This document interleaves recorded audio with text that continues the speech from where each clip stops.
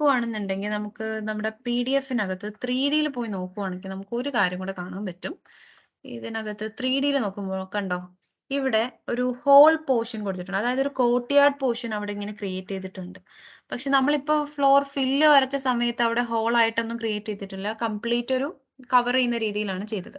അപ്പൊ in case എനിക്ക് അതിനകത്ത് ഇതുപോലൊരു ഹോൾ പോർഷൻ ക്രിയേറ്റ് ചെയ്യണം എന്നുണ്ടെങ്കിൽ എങ്ങനെ ചെയ്യാമെന്ന് നോക്കാം. അപ്പൊ ഞാൻ Revit ആർക്കിടെക്ചറിൽ വന്നു. നമ്മൾ ഓൾറെഡി ഇവിടെ കംപ്ലീറ്റ് ഫില്ല് ചെയ്യുന്ന രീതിയിലാണ് വരച്ചിരിക്കുന്നത്. അപ്പം വരച്ചിരിക്കുന്നതിനെ എങ്ങനെ എഡിറ്റ് ചെയ്യാം എന്ന് നോക്കാം.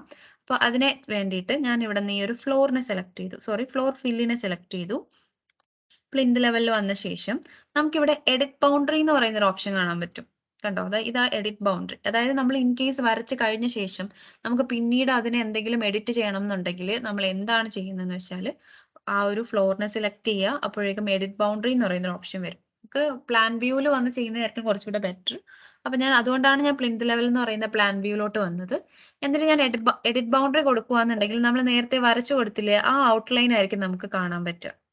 അപ്പൊ നമുക്ക് വേണ്ടത് ഈ ഒരു സെന്റർ പോർഷനിലായിട്ട് എന്ത് വേണം? ഒരു റെക്ടാങ്കുലർ ഹോൾ ആണ് വേണ്ടത്.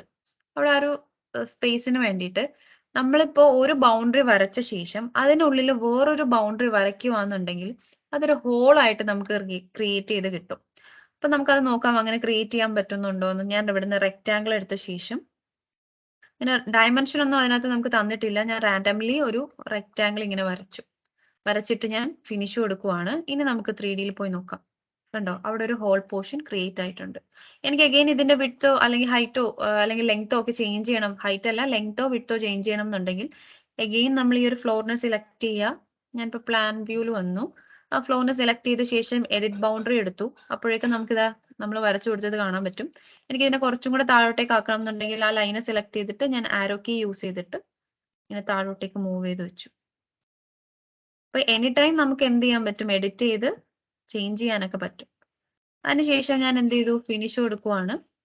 3D പോയി കഴിഞ്ഞാൽ നമ്മൾ വരുത്തിയ മാറ്റം ആ ഒരു 3Dയിലും കാണാൻ പറ്റും.